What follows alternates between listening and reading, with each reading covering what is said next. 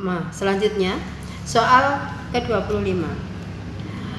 Imunoglobulin ditemukan dalam konsentrasi tinggi pada kolostrum dan konsentrasi rendah pada susu. Imunoglobulin bekerja dengan cara. Imunoglobulin ini disebut juga dengan antibodi. Antibodi ini adalah protein yang disekresikan produk dari sel plasma yang mengikat antigen dan sebagai efektor sistem imun humoral. Sedangkan kolostrum ini diperoleh dari ASI pertama yang keluar dari ibu hamil. Ibu melahirkan. Ini cairan ASI yang keluar paling awal di beberapa hari pertama setelah ibu melahirkan. Jadi bukan ibu hamil, tapi ibu setelah melahirkan. Cairan ASI pertama atau yang paling awal. Fungsinya adalah untuk antibodi. Antibodinya di sini untuk mengenali partikel asing dan mengeliminasinya dari dalam tubuh. Soal ke-26. Seorang siswa melakukan pengamatan pertumbuhan suatu tanaman hias. Media tanaman tersebut adalah diberi pupuk A, pupuk B, pupuk C. Pupuknya berbeda, maka di sini disebut variabel bebas. Selama 21 hari, waktunya sama, berarti ini variabel kontrol. Dilakukan pengukuran tinggi tanaman, jumlah bunga, kecerahan warna bunga, itu adalah variabel terikat. Yang menjadi variabel bebas dari penelitian tersebut adalah macam-macam pupuk. Soal ke-27. Kesimpulan pengaruh konsentrasi enzim terhadap kerja enzim seperti pada gambar grafik berikut. Pada grafik ini kita dapat lihat di sini ada titik puncak. Artinya apa? Disinilah pada konsentrasi inilah enzim bekerja optimal.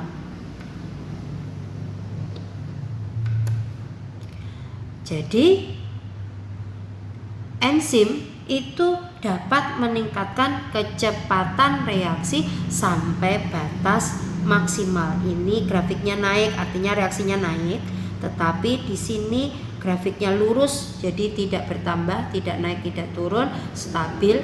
Maka disinilah ketika dari naik menjadi stabil disebut sebagai batas maksimal atau kecepatan optimum yang dapat dilalui oleh enzim. Opsinya yang benar B.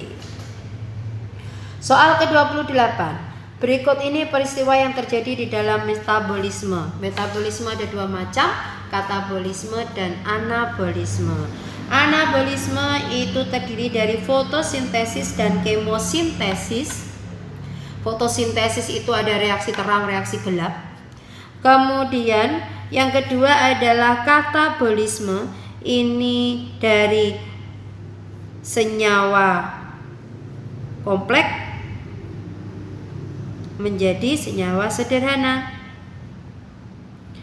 Terdiri dari respirasi aerob dan anaerob atau yang disebut dengan fermentasi. Respirasi aerob terdiri dari 3 tahap utama, yaitu glikolisis, siklus Krebs, dan transfer elektron.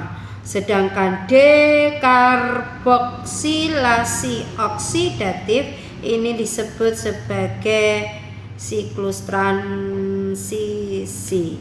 Jadi ciri reaksi katabolisme di atas, yang pertama menggunakan O2 sebagai akseptor elektron, ini betul respirasi. Karena respirasi itu rumusnya secara umum adalah C6H12O6 plus 6O2 menjadi 6CO2 plus 6H2O plus 36 ATP. Jadi di sini ada O2 sebagai akseptor. Kemudian pembentukan ATP, ini betul. Berlangsung 2 tahap reaksi gelap, reaksi terang, ini anabolisme pada fotosintesis. Aliran siklik dan non siklik, ini juga fotosintesis. Terjadi melalui 3 tahap, ini betul. Mengalami fotolisis, ini fotosintesis pada reaksi terang. Maka option yang benar 1, 2, 5. Optionnya adalah B. Selanjutnya soal nomor 29.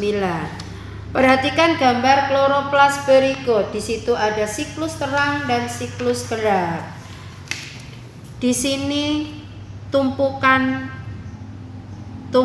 telakoid atau grana. Ada cahaya berarti reaksi terang. Di sini ada CO2 siklus Kelvin, maka reaksi gelap. Berdasarkan gambar proses yang terjadi pada X, reaksi terang, fotolisis. Karena ini gelap, ini gelap, ini gelap, membutuhkan senyawa kompleks, ini juga pada reaksi gelap. Soal ke-30. Energi ATP yang dihasilkan dalam fermentasi alkohol lebih sedikit dibandingkan dengan respirasi aerob karena hidrogen dari NADH dikembalikan ke substrat dalam reaksi fermentasi.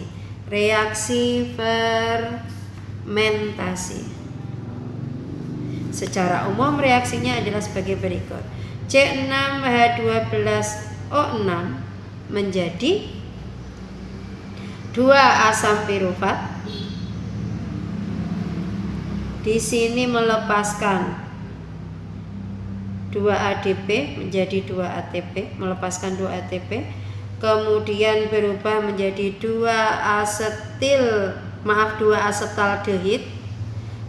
asetaldehid. Di sini melepaskan 2 CO2. Kemudian dirubah menjadi 2 etanol atau yang sering kita sebut dengan alkohol. Terdapat perubahan 2 NADH menjadi 2 NAD+. Maka proses yang benar adalah asetaldehid diubah menjadi alkohol atau etanol. Soal ke-31. Ciri-ciri DNA dan RNA. Terdiri atas pita tunggal, ini RNA. Masing-masing pita dihubungkan oleh basa nitrogen, ini DNA dan RNA.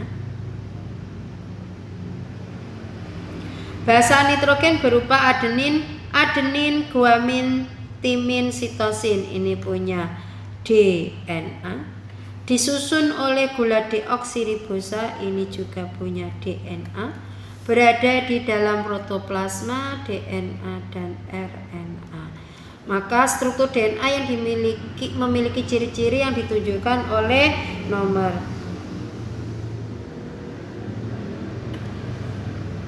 2, 3, dan 4.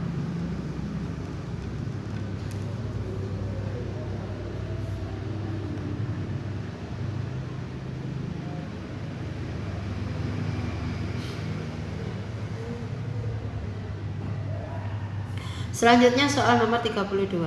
Beberapa peristiwa yang terjadi pada pembelahan sel. Pembelahan sel itu ada 2 macam, meiosis dan mitosis. Kalau meiosis itu terjadi pada sel kelamin, kalau mitosis terjadi pada sel somatis atau sel tubuh.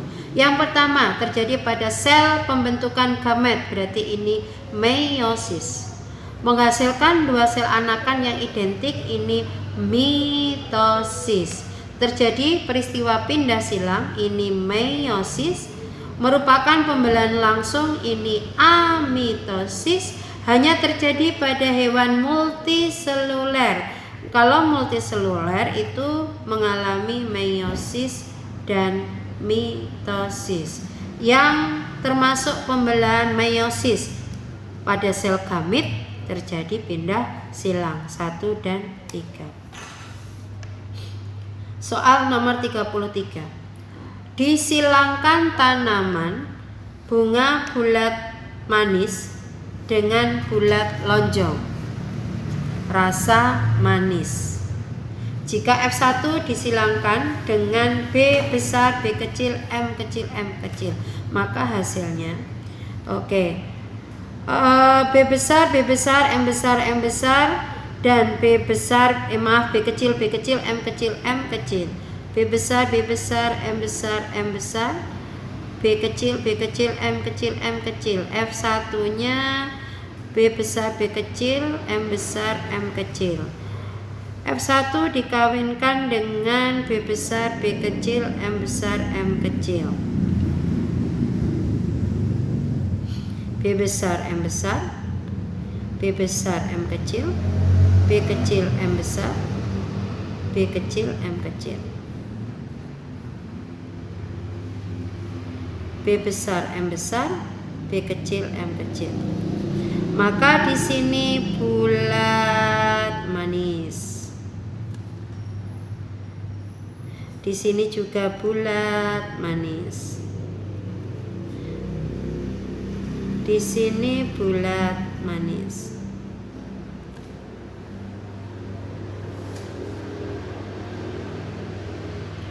Maaf, kita keliru. Di sini B besar, B kecil, M kecil, M kecil. Semuanya kecil. B besar, B kecil, M kecil, M kecil, maka di sini M kecil. Maka di sini bulat asam. Di sini bulat manis, di sini bulat asam, bulat manis, bulat asam, kemudian lonjong manis, lonjong asam. Bulat manis 1, 2, 3. Bulat asam 1, 2, 3. Lonjong manis 1, lonjong asam 1. 3, 3, 1, 1. Jawabannya D. Soal selanjutnya nomor 34.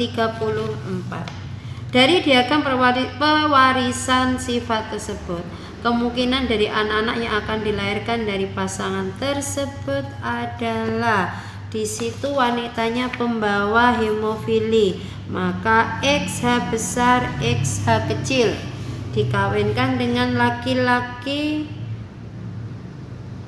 normal. Ini tandanya salah.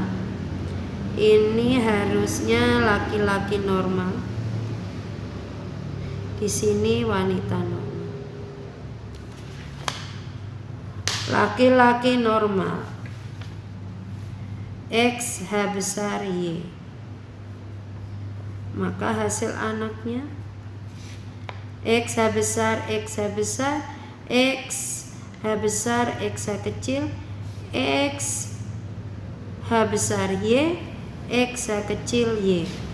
Perempuan atau wanita normal, wanita pembawa hemofili, kemudian XH besar Y itu laki-laki normal, dan XH kecil laki-laki hemofili. Yang ditanyakan adalah anak-anak yang akan dilahirkan dari pasangan tersebut, kemungkinannya 25% wanita pembawa hemofili. Nomor 35, ini gambarnya kurang tepat karena tidak ada perubahan. Kalau inversi, ini ada gambar mutasi. Peristiwa yang menyebabkan perubahan kromosom tersebut adalah, kalau inversi itu memutar. Inversi itu memutar. Jadi nanti posisinya akan berubah. Kalau delesi itu ada yang berkurang, misalkan dari posisi awal ke posisi kedua ada salah satu yang hilang. Translokasi itu perpindahan tetapi 2 kromosom, kalau ini 1 kromosom tidak translokasi. Katenasi itu juga memutar, abrasi itu hilang 1 lokus ya, hilang 1 lokus. Jadi ini nomor 35 karena tidak ada perubahan berarti ini tidak ada optionnya karena gambar tidak berubah.